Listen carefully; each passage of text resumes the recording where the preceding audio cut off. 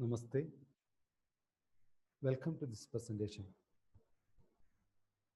Today, we are going to discuss about curricular practices in inclusive classroom. From the previous discussions, we are very clear about what is inclusion, what is inclusive education, and what should be an inclusive education, how to create an inclusive learning friendly environment. And from the discussions of previous days, we are very clear about what is inclusion. We know inclusion means giving opportunity to all children to enjoy mainstream education. All children means children with various abilities, gender, caste, creed, means irrespective of all, disability, severity, age, etc. All have equal opportunity to enjoy the mainstream education. Like European countries, India has also passed various acts like Right to Education Act, Rights of Persons with Disabilities Act, and all these acts made giving legal support to the inclusive education. And that's why now studying in a mainstream setup, mainstream school become the right of every child. Now, inclusive education or education in inclusive setup is a right of all children. How to make, to make a good inclusive education or to implement that policy with full spirit, we need to have a lot of facilities. What facilities? Suppose all children, they are getting opportunity to sit together in a mainstream education. Inclusion not completed. That's not inclusion. Inclusion means we have to create facilities. We have to make barrier-free environment. Means all children have, accessibility to the school, accessibility to the various activities of the school. So, it's infrastructure, facilities. Not only that, one of the main component in inclusive education is curriculum. Yes, today we are going to discuss about curriculum transaction or curricular aspects in an inclusive education. We know what is curriculum. I know we are very clear, all of us are very clear about what is curriculum. I'm not going to discuss what is curriculum today, but I would like to give you an insight or just an idea about the various aspects of a curriculum. We know curriculum is a plan of action, no doubt, which incorporates the learning outcome to be attained over a period of time. Now the third component, by exposing the learner to various learning experiences, means curriculum include all aspects of education. Curricular, co-curricular, extracurricular, all aspects, but all the experiences which a school or a institution plan to achieve the outcome of education. That's curriculum. Now the first component of today's discussion is curriculum adaptation. Suppose a child with uh, learning disability, he's also, we will allow him to sit in our classroom. We admit children with intellectual disability in our mainstream classroom. We admit children with other sensory issues, motor disability impairment, hearing impairment. So in an inclusive classroom, we may find children with disabilities, different learning needs, children with emotional issues. The role of a teacher in an inclusive classroom, the main role of a teacher in an inclusive classroom is to adapt a curriculum. Why we do adaptation? To address the learning needs, abilities of each child sitting in my classroom. Here, in curriculum adaptation, don't think that doing adaptation means simply we are modifying the content. No. Here, adaptation means adjusting assessment, materials, teaching learning materials, curriculum, most importantly, classroom environment. Why? To accommodate students with different needs, students with different abilities, and achieve the learning, teaching learning goals. This is what the definition given by NCERT in National Curriculum Framework 2015. So we are clear. Adaptation means modification of content, curriculum, and delivery of instruction, modification in instruction, and third, most importantly, learning environment. First and foremost aim of curriculum adaptation is to make education accessible to see that no learner is unfairly prejudiced and excluded. Imagine that a child with intellectual disability is sitting in an 8th standard. We know how tough the 8th standard subjects, science subject, maths, English, etc. How a child with intellectual disability learn with general curriculum. It's very difficult for a child with intellectual disability to learn anything.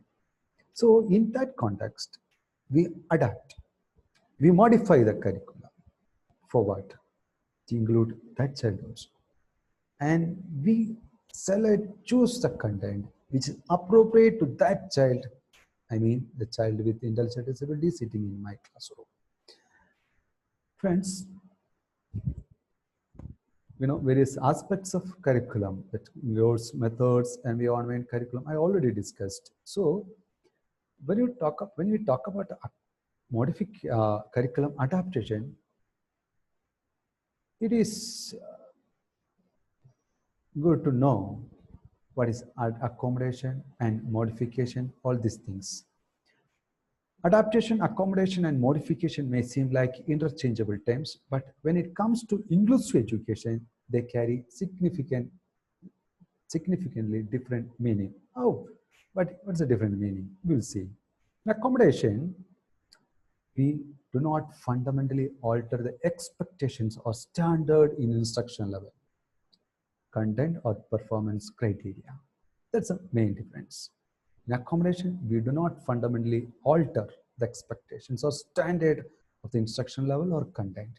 But in modification, we do that modification. We do fundamentally alter expectation or standards in instruction level, content or performance criteria. Then another difference is changes are made in order to provide equal access to learning and equal opportunity to demonstrate what is not. That's in accommodation, changes are made in order to provide equal access to learning and equal opportunity to demonstrate what is not. And in modification, changes are made to provide students meaningful and productive learning experiences based on individual needs and abilities. And in accommodation, grading is same, but in the modification, grading is different. That's a key difference between accommodation and modification. And this is another way of explanation of both accommodation and modification. In accommodation, we focus on how, but in the modification, we focus on what. Okay, First thing, provide multiple means and opportunities for students to demonstrate in accommodation, and provide equal access to instruction and assessment, reduce or eliminate the impact of disability when we do accommodation, and do not fundamentally alter. That's I already discussed. Now, we are going to discuss the second point, how we can differentiate the content suitable to an inclusive classroom. Content modification. How to do a content modification? In other ways, we can say curriculum adaptation. In other words, the New Jersey Council on Developmental Disabilities lists 9 different types of adaptation that teachers might use when addressing the needs of different learners. So we are going to discuss these 9 types of adaptation which we can use in our inclusive classroom, especially to do the content modification, content adaptation. The first one is input. Adapting the way the instruction is delivering to the learner. And so here the input we do, we make changes in the input, how we are giving it, the way the instruction is delivered. So one thing is clear, that in a classroom we have children with different types of learners, like auditory learners, visual learners, tactile learners. A few students, they enjoy the explanation of teacher, but if you there is a group of students, they always wait for the teachers to write on blackboard. They are visual learners. And tactile learners, a few of us are tactile learners because we go home and write and write. Okay, 100 times we'll write and we'll learn the things. So they are tactile. So in our classroom, there are students, there are auditory learners, visual learners, and tactile learners. So we should take this in our mind when you deliver the instruction, give instruction. So we should show the material so the visual learners will enjoy. We have to explain the things when you show the things. So both auditory learners and visual learners will enjoy. At the same time, we will ask students to write down also. So the teacher, a good teacher, always use multisensory approach. And here, when you give instruction, deliver instruction, we should consider the theories of perception. We should know the theories of attention. We should know the theories of motivation. So if you know a teacher, if a teacher will be able to understand the students well and make sure the students they are attending the class. They have the motivation. Now they are motivated to learn the things what they are going to deliver. Okay, there is no other perception issues. They will listen. They are listening to your class, and now they are able to catch the stimulus whatever you are giving. So you do an adaptation input. Suppose a child with visual problem, low vision, is sitting in your classroom. How will you present the things? You will present in a material with big letters.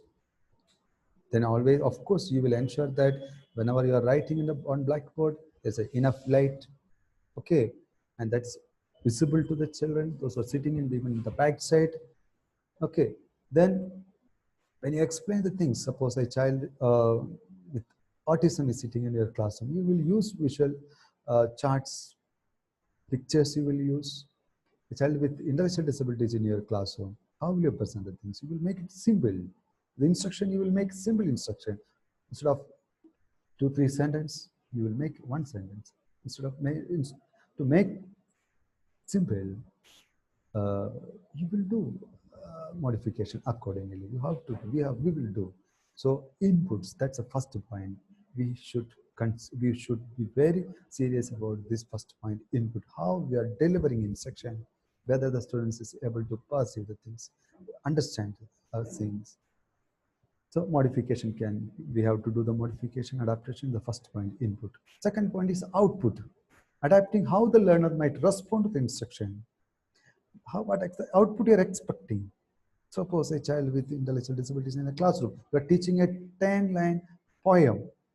So you can expect that just he will say just uh, meaning of the all story. I mean, just briefing about the poem instead of by hurting all the 10 lines. And okay, so you can reduce the content. You can expect the output accordingly. So how they are, suppose a child with learning disability sitting in your classroom, he is having um, writing issues. Okay, dysgraphia. In that case, what you will do? Instead of giving in writing, you can ask him to just speak. Okay, so output adaptation we can do at output level. Then the time. Always, of course, it is not a difficult thing to understand. You can be flexible in time, can give more time to children with sensory issues and other cognitive impairments. Okay, to complete the task, uh, either increase or decrease the time, that's up to you. You can do modification in time. The fourth point is difficulty, adapting the skill level, problem type, or rule on how the learner might do the work, such as simplifying the directions. You reduce the difficulty level. So all children, I mean children with various ability can solve the problem, complete the task. Okay, for that you can use, sometimes you can use assistive technology or adaptive words. In case of children with intellectual disability, task analysis, we use task analysis also. Level of support, that's the fifth point, level of support. Increase the amount of personal assistance for a specific learner. If you find that this particular child is facing problem to complete the task, you can give extra support, or you can give the support of a peer.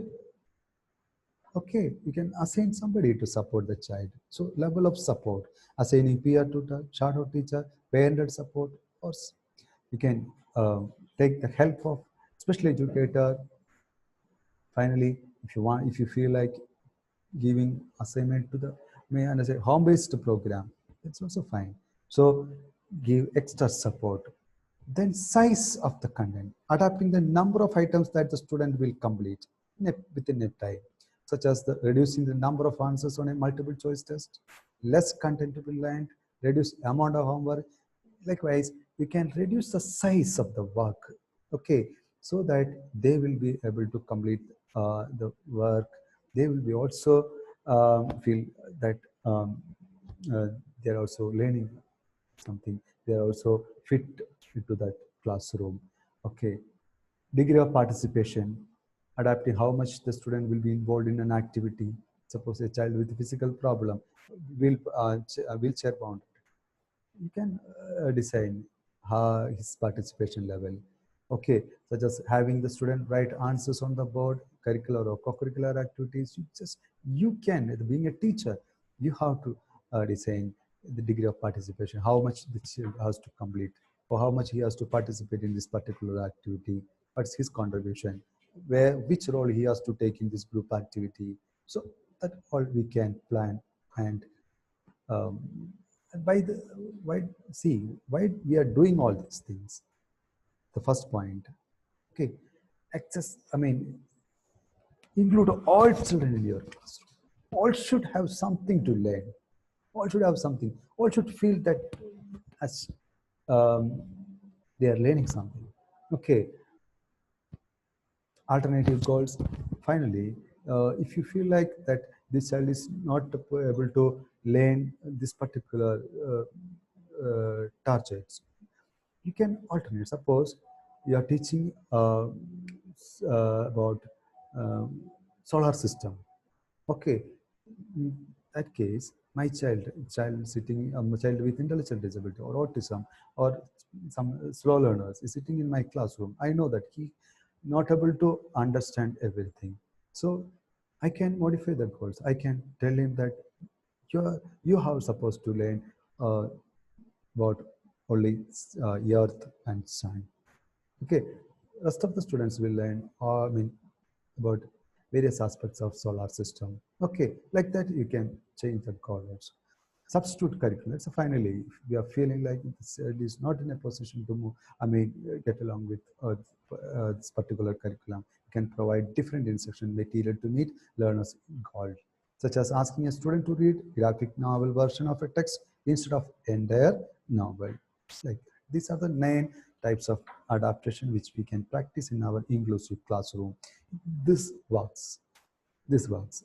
Okay, because when you see, when you consider all these 9 points, okay, definitely all the learners will enjoy your classroom because all will learn, all will enjoy the classroom learning.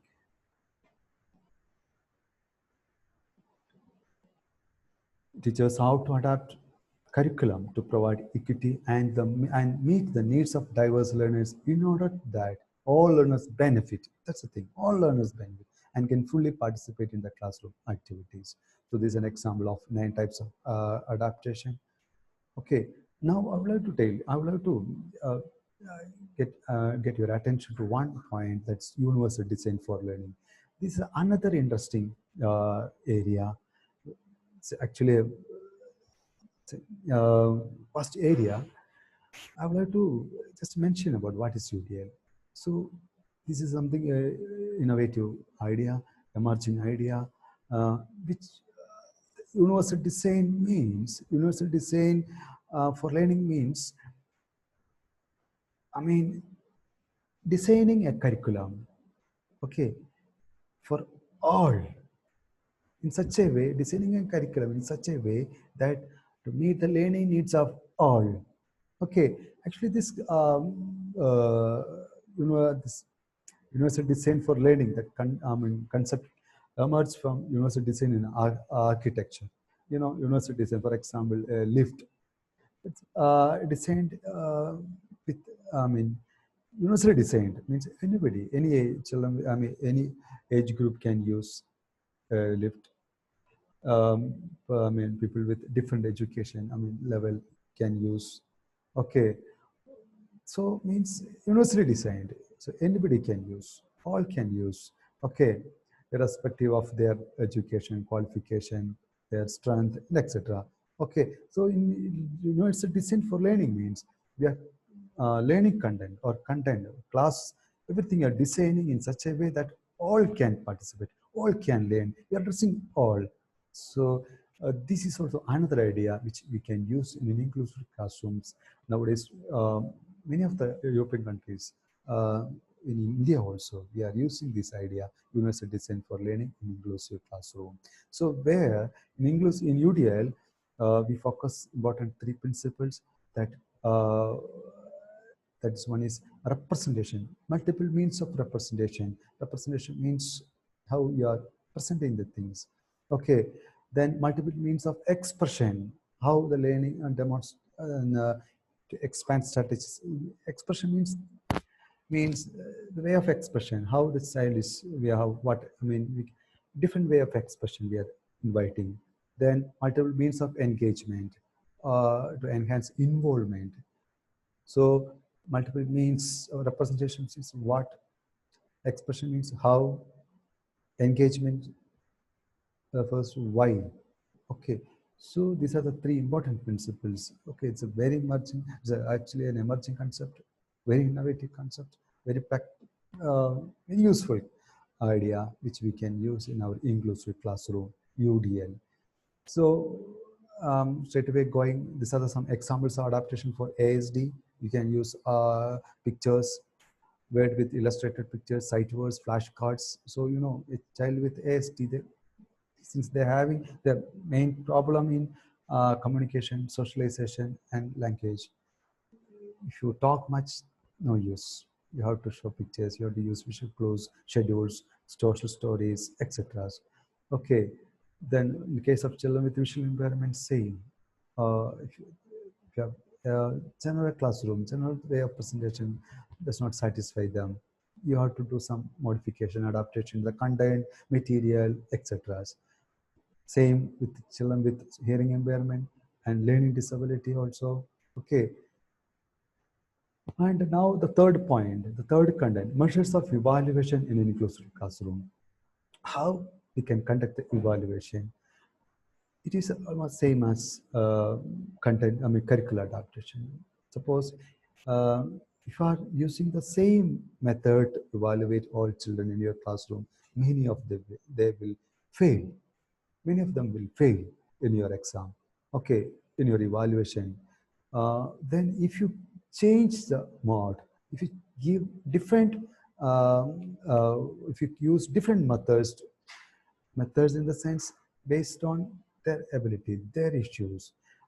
If you are asking a child with learning disability to write, suppose child with, okay, dysgraphia, if you are asking to write the things, if you are asking, if you are giving exam, write written exam, he will definitely fail.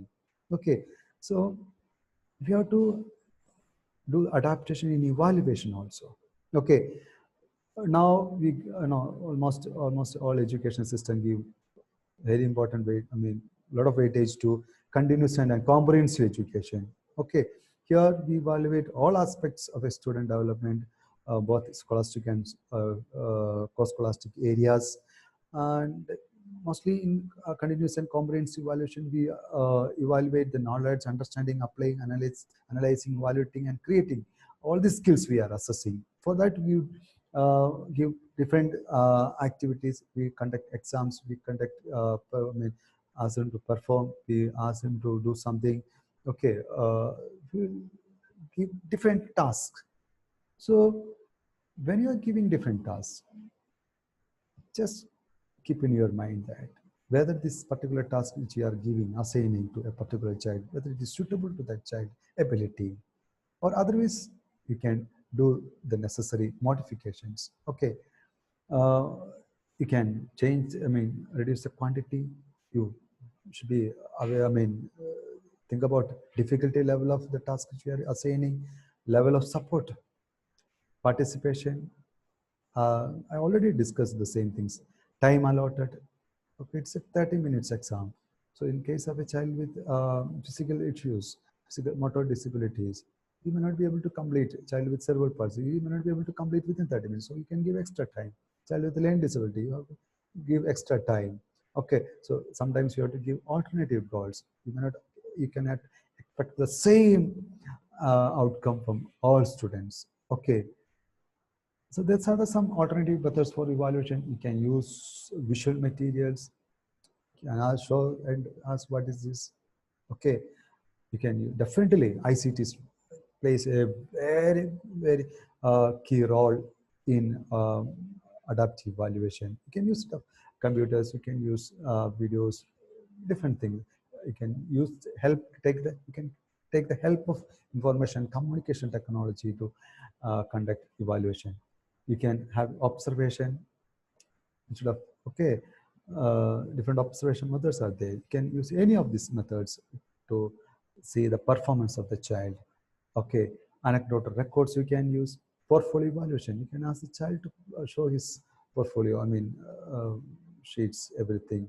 Then performance evaluation, you can conduct checklists, you can use rubrics and metrics methods you can use. These are the very innovative and uh, emerging concepts which we use something alternative methods as method for evaluation.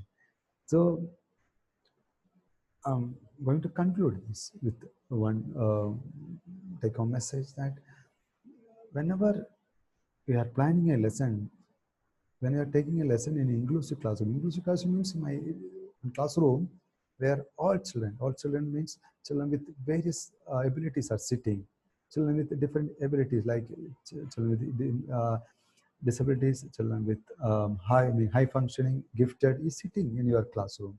So in that case, how will you plan your lessons? This is a big challenge for every teachers. So the thing is that whatever we are planning for that particular class, suitable to all children. All children should be able to access to the class, should benefit from your class, understand your class, learn something from your class. So that's a challenge. In that, to overcome that issues or that to meet, address the challenge, either you can use all 9 types of adaptation or you can use UDL method. UDL methods one of the good methods, okay, which we personally use in an inclusive classroom. Okay, uh, so I thank all of you for your kind participation and listening to this session. Okay, thank you so much for this opportunity. So please keep in mind inclusive classroom environment means all should benefit. Even child with severe intellectual disability should also benefit from your class challenge. I wish all the best to all teachers. Please, thank you so much for attending this session. Thank you so much.